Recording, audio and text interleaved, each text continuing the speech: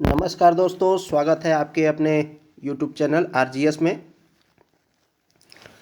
आपके अपने इस चैनल पर बहुत बहुत स्वागत है। डेली करंट अफेयर के प्रोग्राम में हमेशा की तरह आज भी आपके सामने हाजिर हैं। समय न गवाते हुए चलते हैं मुद्दे पर और देखते हैं पहले प्रश्न को।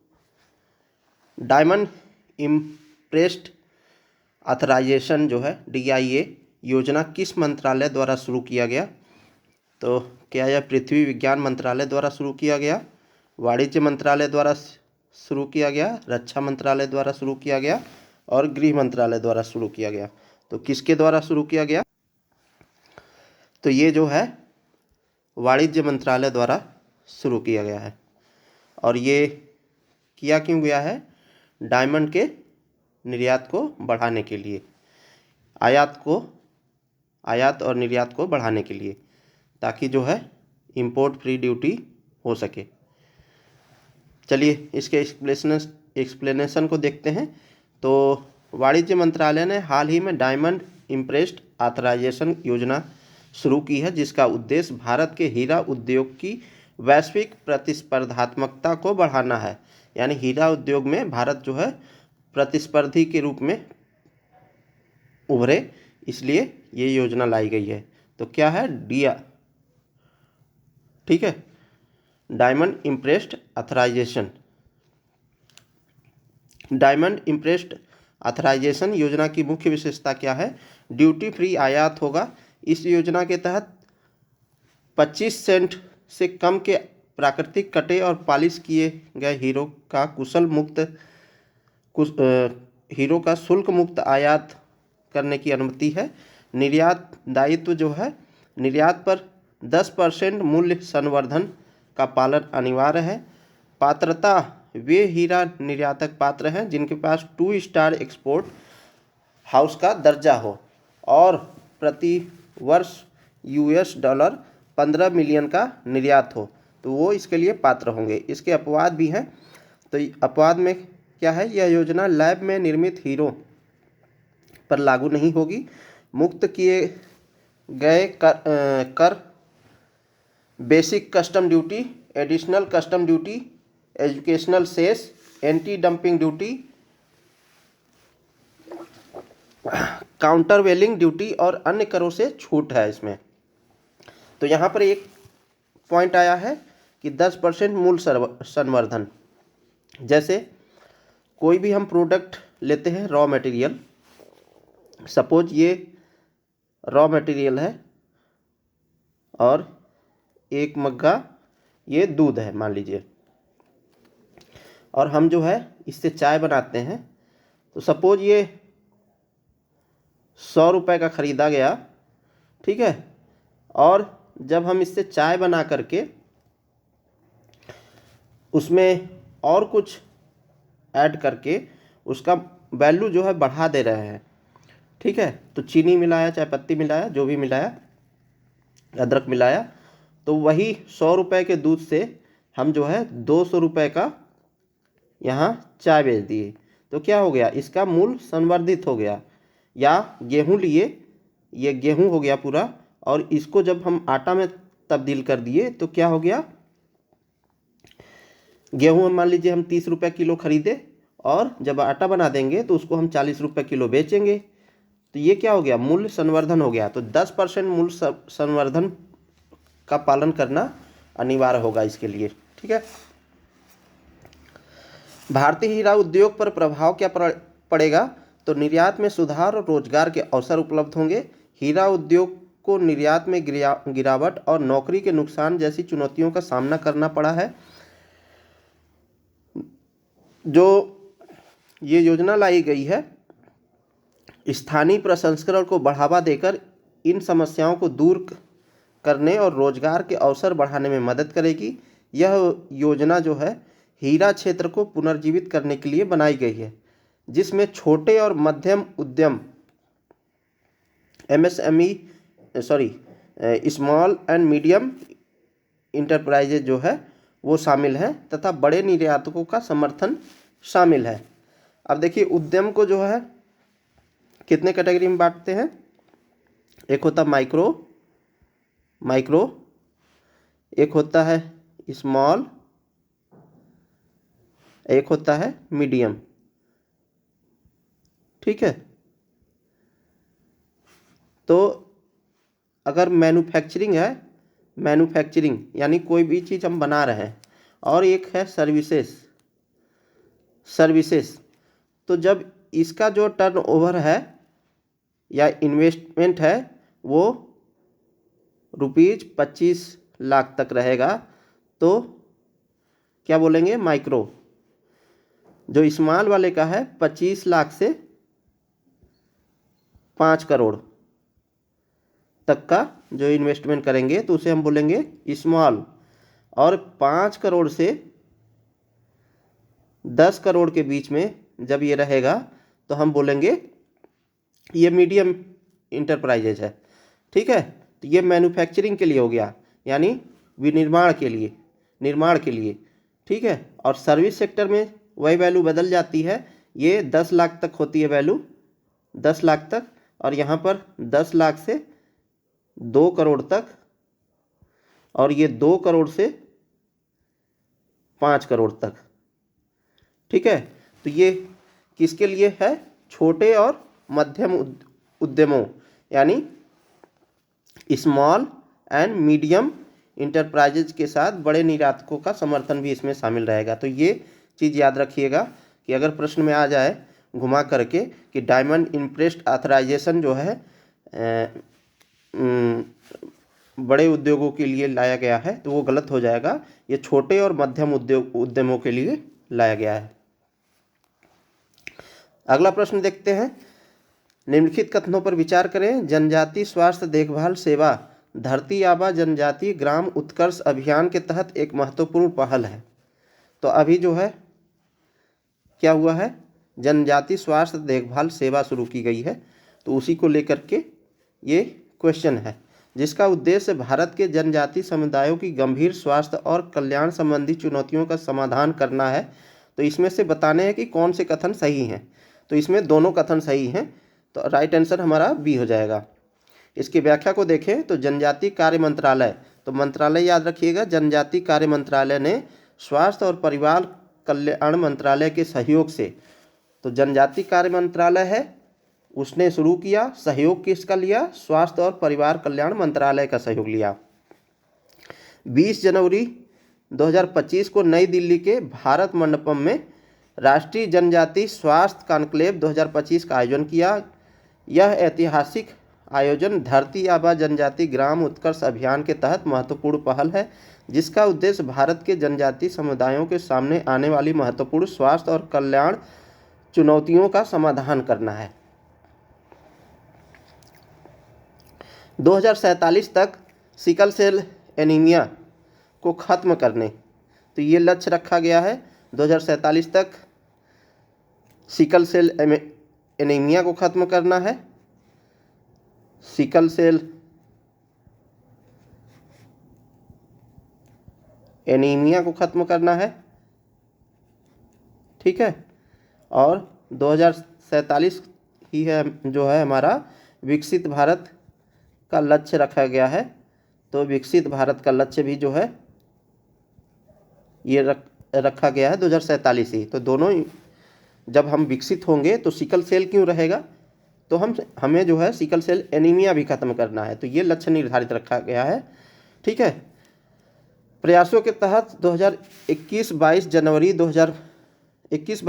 से 2025 को नई दिल्ली के कौशल भवन में सिकल सेल एनीमिया के लिए जागरूकता फैलाने और परामर्श पर राष्ट्रीय स्तर के प्रशिक्षकों का प्रशिक्षण कार्यक्रम आयोजित किया गया था।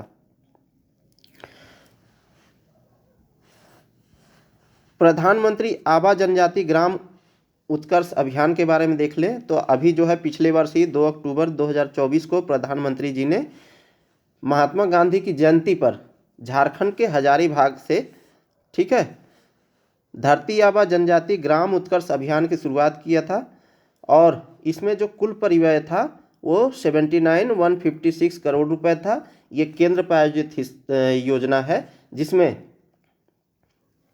56,333 करोड़ रुपए केंद्र और राज्य का जो हिस्सा है 22,300 823 करोड़ रुपए है। तो इसके बारे में याद रखिएगा, यह केंद्र प्रायोजित योजना है। इसमें यानी जो वित्त है वो केंद्र और राज्य दोनों दे रहे हैं। इसका उद्देश्य जनजातीय गांवों में समग्र विकास को बढ़ावा देना तथा क्षेत्र के सामाजिक आर्थिक परिदृश्य में परिवर्तन लाना है। यह अभियान लगभग 63,843 गांवों को कवर करेगा। तो जो सर्कल करता हूं वो खास पॉइंट होता है, उसको याद रखिएगा। जिससे 30 राज्यों और केंद्र शासित प्रदेशों के सभी आदिवासी बहुल गांवों और आकांक्षी ब्लॉकों में फैले 549 जिलों और 2911 ब्लॉकों के 5 करोड़ से अधिक आदिवासी लोगों को लाभ मिलेगा। इसमें भारत सरकार के 17 मंत्रालयों, यानी कितने मंत्रालय शामिल हैं? 17 मंत्रालय शामिल हैं, द्वारा अभिसरण और आउटरीच द्वारा कार्यान्वित 25 हस्तक्षेपों के माध्यम से सामाजिक बुनियादी ढांचे, स्वास्थ्य, शिक्षा और आजीविका में महत्वपूर्ण अंतराल की संतृप्ति की परिकल्पना की गई है और जनजातीय क्षेत्रों और समुदायों के समग्र और सतत विकास को सुनिश्चित किया गया है।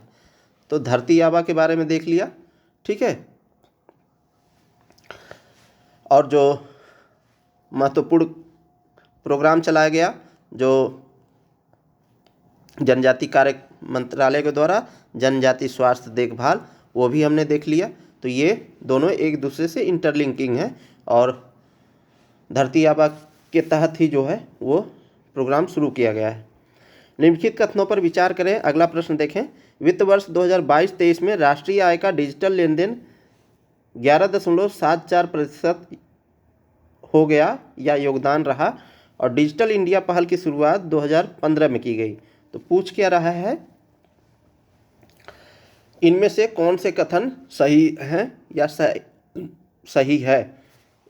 तो इसमें दोनों कथन सही है। चलिए इसकी व्याख्या को देखें। डिजिटल इंडिया पहल की शुरुआत 2015 में की गई थी, जैसा पता है, डिजिटलाइजेशन को बढ़ावा देने के लिए, ताकि ज़्यादा से ज़्यादा जो है ट्रांजैक्शन जो है ऑनलाइन रहे और जो पैसे का लेन देन है वो पारदर्शी रहे। तो इसीलिए डिजिटलाइजेशन को बढ़ावा दिया जा रहा है। और वो जो 2015 में योजना शुरू हुई थी डिजिटल इंडिया, उसी का परिणाम है कि 2022-23 में राष्ट्रीय आय का जितना भी लेखा जोखा रहा है उसमें डिजिटल लेन देन 11.74% जो है डिजिटल रूप से हुआ है।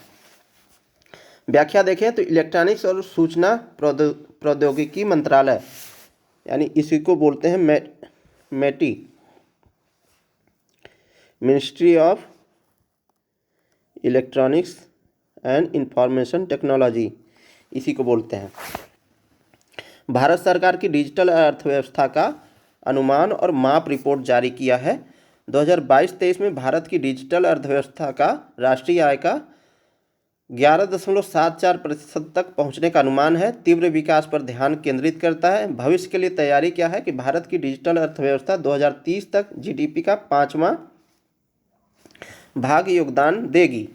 2022-23 के दौरान डिजिटल अर्थव्यवस्था में 14.67 मिलियन श्रमिक और भारत के अनुमानित कार्यबल का 2.55% हिस्सा शामिल हुआ। डिजिटल इंडिया पहल क्या है? तो डिजिटल इंडिया की शुरुआत जो है 1 जुलाई 2015 को भारत सरकार द्वारा लॉन्च किया गया था। यह कार्यक्रम 1990 के दशक के मध्य में शुरू हुए ई गवर्नेंस प्रयासों पर आधारित है। गवर्नेंस क्या है? सुशासन, एक तरीके से शॉर्ट फॉर्म में कहे तो, ठीक है। उसी को हम जो है डिजिटल रूप में जब कन्वर्ट कर दिए तो उसी को हमने नाम दिया ई गवर्नेंस। और ये 90 के दशक में शुरू हुआ था, लेकिन इसमें सामंजस्य और अंतरक्रियाशीलता का अभाव था। इसका उद्देश्य क्या है डिजिटल इंडिया पहल का? डिजिटल विभाजन को कम करना, ठीक है। तो ये डिजिटल विभाजन को कम करेगा। यह पहल तकनीक प्रेमी व्यक्तियों और सीमित डिजिटल पहुंच वाले लोगों के बीच असमानता को कम करने के लिए काम करती है। डिजिटल भागीदारी को बढ़ावा देना, यह शिक्षा, स्वास्थ्य सेवा, सरकारी सेवाओं जैसे क्षेत्रों में शामिल करते हुए सभी नागरिकों के लिए डिजिटल प्रौद्योगिकी लाभों तक समान पहुंच सुनिश्चित करने का प्रयास करता है। आर्थिक विकास को भी बढ़ावा देना इसका मुख्य लक्ष्य है। तकनीकी प्रगति और नवीन समाधानों का उपयोग करके डिजिटल इंडिया का उद्देश्य पूरे देश में आर्थिक विकास को बढ़ावा देना है, जीवन स्तर को उन्नत करना है। तो इस कार्यक्रम का उद्देश्य दैनिक जीवन के विभिन्न पहलुओं में प्रौद्योगिकी के रणनीतिक अनुप्रयोग के माध्यम से नागरिकों के जीवन की समग्र गुणवत्ता को बढ़ाना है। ठीक है, तो ये कुछ मुख्य लक्ष्य हैं डिजिटल इंडिया पहल के।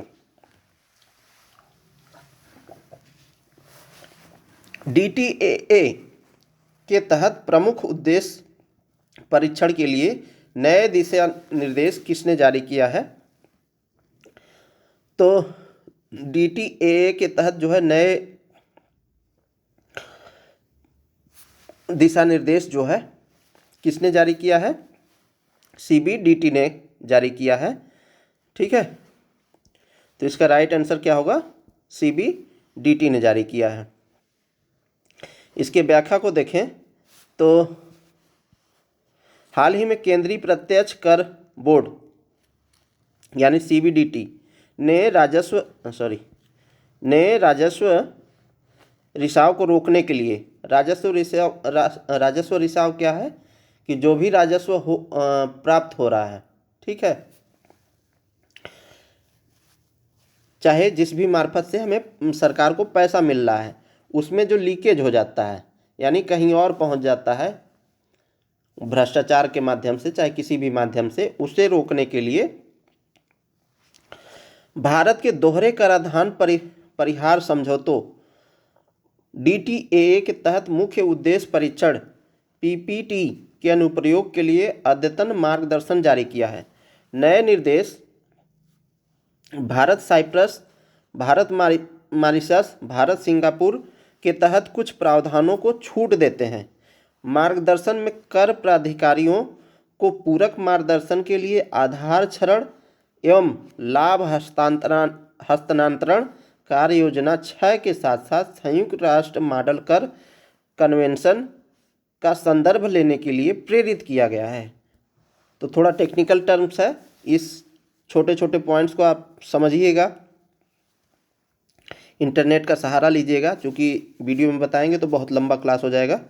ठीक है, स्विट्जरलैंड 1 जनवरी 2025 से भारत के साथ अपने दोहरे कराधान परिहार समझौते में मोस्ट फेवर्ड नेशन खंड को निलंबित कर देगा। दोहरा कराधान परिहार क्या है? मतलब एक व्यक्ति है, ठीक है, किसी देश में कमाया, ठीक है, और कमाने के बाद उस देश में टैक्स दिया, फिर जब वो भारत लेकर के आया पैसा तो भारत सरकार बोले कि आपने जो है इतना पैसा कमाया है, आप यहाँ भी टैक्स दो। तो उससे बचने के लिए ये क्या है? एक समझौता है, दोहरे कराधान परिहार समझौते। इसमें भारतीय करदाताओं को दिए जाने वाले लाभांश का कर की दर 5% से बढ़ाकर 10% हो जाएगी। अब देख लेते हैं DTAA double taxation avoidance agreement के बारे में। दोहरा कराधान परिहार समझौता DTAA 2 या 2 से अधिक देशों के बीच हस्ताक्षरित एक संधि है जिसका उद्देश्य एक देश में अर्जित आय पर 2 बार कर लगने से रोकना है। इसका उद्देश्य करदाताओं को राहत प्रदान करना है, कर निष्पक्षता सुनिश्चित करना तथा अंतर्राष्ट्रीय व्यापार और निवेश को बढ़ावा देना भी है।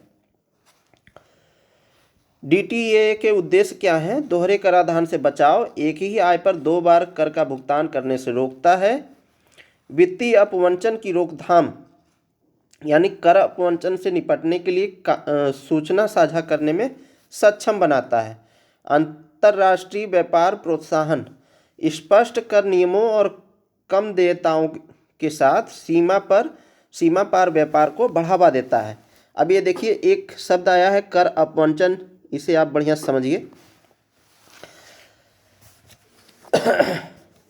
कर अपवंचन क्या होता है? जैसे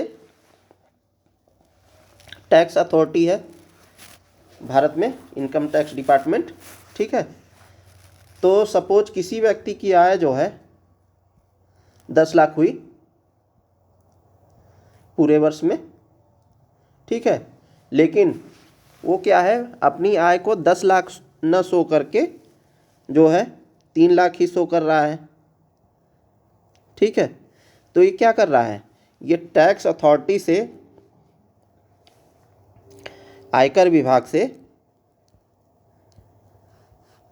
विभाग से यानी टैक्स अथॉरिटी ये है, तो इससे जो है ये पूरा सूचना ही साझा नहीं कर रहा है, ठीक है। तो अपनी जो है आय जो है छिपाना, ये होता है कर अपवंचन। तो यही चीज़ है कर अपवंचन। जब हम टैक्स अथॉरिटी से अपनी आय को छिपाते हैं, तो छिपाने के जरिए हम जो है अपना टैक्स बचाते हैं, तो इसे बोलते हैं कर अपवंचन। चूँकि पता होगा कि 3 लाख पर टैक्स नहीं लगेगा और 10 लाख पर टैक्स लगेगा, ठीक है। तो ये होता है कर अपवंचन। एक होता है कर परिहार, कर अपरिहार, परिहार्य, ठीक है। तो ये होता है, क्या होता है, टैक्स के कानूनों के में कमियों का, जैसे टैक्स के कानून में कुछ कमी है, उसके जरिए उसका फायदा उठाना। मतलब आयकर विभाग ने कुछ नियम बनाए और आयकर विभाग से कुछ त्रुटि हो गई, वो उस चीज़ को नहीं समझ पाई, उसका लाभ उठाते हुए यदि आप टैक्स बचाते हैं तो वो क्या कहलाएगा कर अपरिहार्य। एक होता है कर नियोजन, कर नियोजन। तो कर नियोजन क्या होता है, जब हम कानूनी रूप से यानी लीगली रूप से टैक्स को बचाते हैं, हम दिखाएंगे पूरा 10 लाख रुपए, लेकिन जो नियम कानून बने हैं उसके तहत जो है हम अपना टैक्स जो है बचा लेते हैं, टैक्स नहीं करना पड़ता है, तो उसे बोलते हैं कर नियोजन। नियोजन मतलब क्या, प्रबंधित करना, ठीक है। तो हमने टैक्स को बचा लिया। तो यहाँ पर ये कानूनी रूप से यानी लीगल भी है प्लस जो है इथिकल भी है, ठीक है, नैतिक भी है। एक होता है कर स्वर्ग, टैक्स हेवन, कर स्वर्ग या होता है टैक्स हेवन।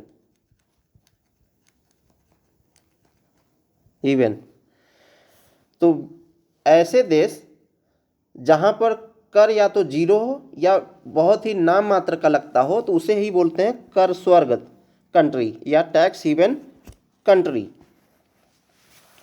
ठीक है। तो आप जो है ये चारों चीज़ समझ गए। इकोनॉमी का पार्ट है कर अपवंचन, कर अपरिहार। कर अपवंचन मतलब जब हम आय छुपा लेते हैं तो उसे बोलते हैं हम कर अपवंचन। कर अपरिहार मतलब जब टैक्स के नियमों में कोई जो है बिंदु ऐसा है जिससे हम अपना कर बचा सके गलतीवश, तो वहाँ पर कर अपरिहार लगता है। कर नियोजन हम कानूनी रूप से, इथिकल रूप से कर को हम बचा लेते हैं, कर नहीं देना पड़ता है यदि हमें आयकर विभाग को, तो कर नियोजन कहते हैं।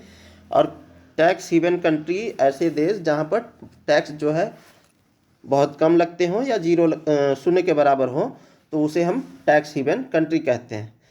चलिए आगे बढ़ते हैं। एनएमएफ का सिद्धांत क्या है, मोस्ट फेवर्ड नेशन, सर्वाधिक पसंदीदा राष्ट्र का सिद्धांत क्या कहता है। एमएफएन का सिद्धांत जो है डब्ल्यूटीओ के सदस्य देशों से कहता है कि वे अन्य सभी सदस्य देशों के साथ व्यापार किए जाने वाले समान उत्पादों का आयात या निर्यात करते समय किसी भी सदस्य देश को प्रदान किए जाने वाले सर्वोत्तम संभव व्यापार टैरिफ और विनियामक उपचार प्रदान करें।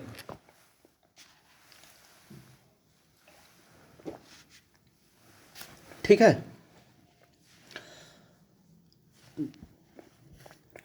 स्विट्जरलैंड ने मोस्ट फेवर्ड नेशन खंड को क्यों निलंबित किया है? तो अभी सुप्रीम कोर्ट ने निर्णय में स्पष्ट किया कि मोस्ट फेवर्ड नेशन खंड के अंतर्गत कर दरों में स्वतः समायोजन के लिए भारतीय आयकर अधिनियम धारा 90 के अंतर्गत औपचारिक अधिसूचना की आवश्यकता होती है। इस स्पष्टी के पश्चात स्विट्जरलैंड ने मोस्ट फेवर्ड नेशन खंड को निलंबित कर दिया, जिससे कर कटौती की दर प्रभावित हुई। निलंबन का प्रभाव क्या होगा? भारतीय कंपनियों के लिए उच्च कर देयता आय होगी, यानी स्विट्जरलैंड से लाभांश प्राप्त करने वाली भारतीय कंपनियों को 5% के स्थान पर 10% का उच्च कर कटौती का सामना करना पड़ेगा। यानी जो पहले 5% देना पड़ता था वो 10% देना पड़ेगा। भारत में स्विस कंपनियों को भारतीय सहायक कंपनियों से प्राप्त लाभांश पर 10% कर कटौती का सामना करना पड़ेगा। EFTA निवेश अप्रभावी यूरोपीय मुक्त व्यापार संघ यानी यूरोपीय फ्री ट्रेड एसोसिएशन से होने वाले निवेश पर कोई प्रभाव नहीं पड़ेगा, क्योंकि वे पहले ही 10% कर जो है देते हैं। अन्य DTA लाभों में कोई परिवर्तन नहीं होगा। स्विट्जरलैंड में परिचालन करने वाली भारतीय कंपनियां अभी भी DTA के अन्य प्रावधानों जैसे रॉयल्टी और तकनीकी सेवा शुल्क पर कर राहत का लाभ उठा सकती हैं। ठीक है। अगला प्रश्न देखते हैं, अंतर्राष्ट्रीय शिक्षा दिवस कब मनाया जाता है? तो 24 जनवरी, 11 नवंबर, 15 सितंबर और 14 नवंबर। तो ये मनाया जाता है 24 जनवरी को। ठीक है। इसके व्याख्या को देखें तो हर साल 24 जनवरी को अंतर्राष्ट्रीय शिक्षा दिवस मनाया जाता है। यह दिन शिक्षा के सार्वभौमिक महत्व को रेखांकित करता है और व्यक्तियों, समुदायों और राष्ट्रों के विकास में इसकी अपरिहार्य भूमिका को स्वीकार करता है। संयुक्त राष्ट्र महासभा द्वारा स्थापित यह दिन शिक्षा के अधिकार को बढ़ावा देने, गुणवत्तापूर्ण शिक्षा तक पहुंच सुनिश्चित करने और शिक्षा के माध्यम से शांति और विकास को बढ़ावा देने के लिए एक वैश्विक मंच प्रदान करता है। इसकी पृष्ठभूमि को देखें और इतिहास को देखें तो 3 दिसंबर 2018 को संयुक्त राष्ट्र महासभा ने एक प्रस्ताव पारित करके 24 जनवरी को अंतर्राष्ट्रीय शिक्षा दिवस के रूप में घोषित किया। इस घोषणा का उद्देश्य शांति और विकास के लिए शिक्षा की अपरिहार्य भूमिका के बारे में जागरूकता बढ़ाना है। पहला अंतर्राष्ट्रीय शिक्षा दिवस 24 जनवरी 2019 को मनाया गया। ठीक है। तो प्रस्ताव पारित हुआ 3 दिसंबर 2018 को, 24 जनवरी को घोषणा हुआ और 24 जनवरी को कब हुआ? ये 2019 में हुआ और ये पहली बार मनाया गया। तो ये आप याद रखिएगा, 24 जनवरी 2019 को पहली बार अंतर्राष्ट्रीय शिक्षा दिवस मनाया गया। शिक्षा के मायने, वैश्विक चुनौतियां सामने जो है, वैश्विक चुनौतियां क्या क्या हैं? हालांकि शिक्षा को एक मौलिक मानव अधिकार के रूप में मान्यता दी गई है, फिर भी दुनिया भर में लाखों बच्चे शिक्षा से वंचित हैं। आप भी देखते होंगे अपने आस पड़ोस में, समाज में बहुत से बच्चे ऐसे होते हैं जो अपने जीवन यापन के लिए कुछ ऐसे काम करते रहते हैं। ट्रैफिक लाइट पर, रोड पर, शॉप पर, आप देखते होंगे खेतों में। तो बहुत सारे बच्चे ऐसे हैं जो शिक्षा से वंचित रह जाते हैं, हालांकि वो मौलिक अधिकार भी है। गरीब परिवारों के बच्चों को अक्सर शिक्षा प्राप्त करने के अवसर नहीं मिल पाते हैं।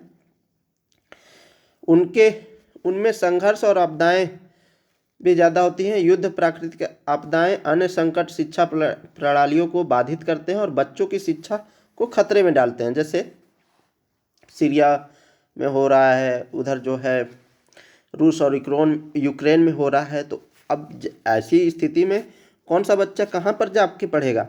तो ये भी तो है। तो युद्ध हो गया, प्राकृतिक आपदा हो गया, कहीं भूकंप आ गया, अन्य संकट आ गया, तो भी बच्चों की शिक्षा प्रभावित होती है। लैंगिक लैंगिक असमानता, कई देशों में लड़कियों को लड़कों के समान शिक्षा प्राप्त करने के अवसर नहीं मिलते हैं, भेदभाव किया जाता है।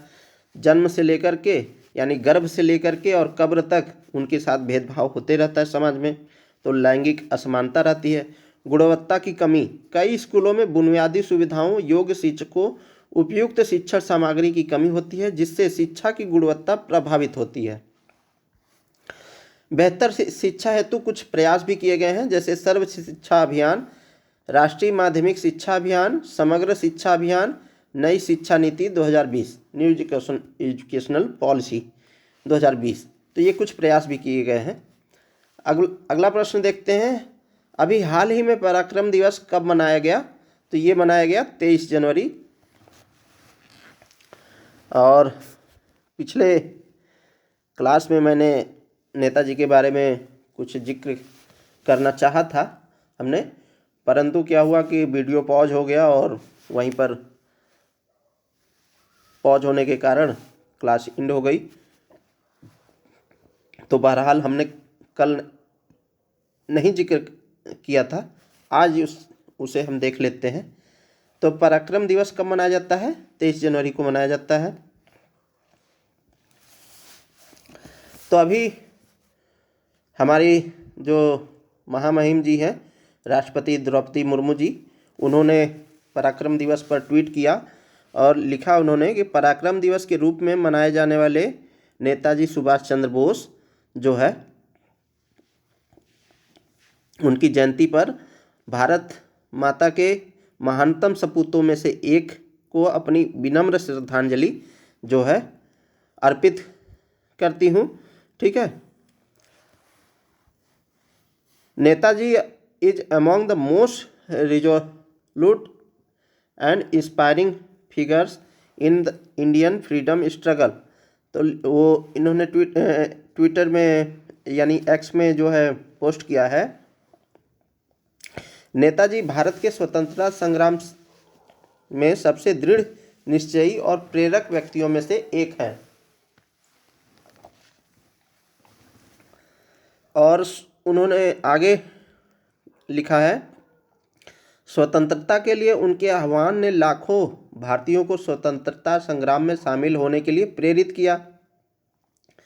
स्वतंत्रता प्राप्त करने के लिए नेताजी का अथक दृढ़ संकल्प और आज़ाद हिंद फौज का उनका साहसी नेतृत्व भारतीयों की पीढ़ियों को प्रेरित करता रहेगा। तो ये महामहिम राष्ट्रपति द्रौपदी मुर्मू जी का ट्वीट है, यानी एक्स पर पोस्ट है। आइए आगे बढ़ते हैं। नेताजी सुभाष चंद्र बोस की 128वीं जयंती के अवसर पर उनकी विरासत का सम्मान करने के लिए पराक्रम दिवस 2025 मनाया गया। नेताजी का जन्म जो है 23 जनवरी 1897 को उड़ीसा के कटक में हुआ था। उन्होंने presidency college of Scottish church college Kolkata से शिक्षा प्राप्त की थी।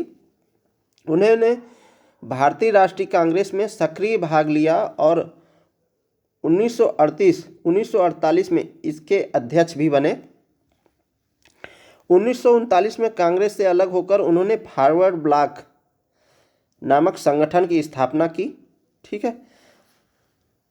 जापान और जर्मनी के सहयोग से आज़ाद हिंद फौज का भी गठन किया और दिल्ली चलो का नारा दिया।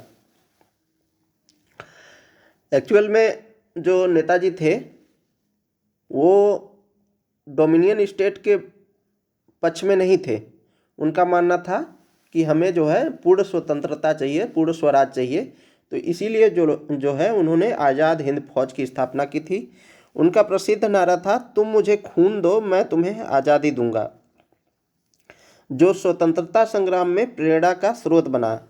जय हिंद का नारा भी उनसे संबंधित है, जो भारत का राष्ट्रीय नारा बन गया। 18 अगस्त 1945 को एक विमान दुर्घटना में उनकी मृत्यु की खबर मिली।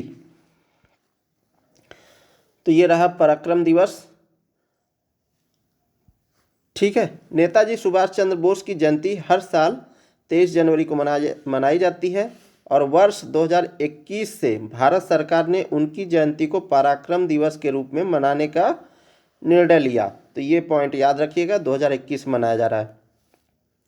निर्णय उनके अदम्य साहस, देशभक्ति और स्वतंत्रता संग्राम में उनके अहम योगदान को समर्पित है। पहला पराक्रम दिवस नेताजी की 125वीं जयंती के अवसर पर वर्ष 2021 में मनाया गया।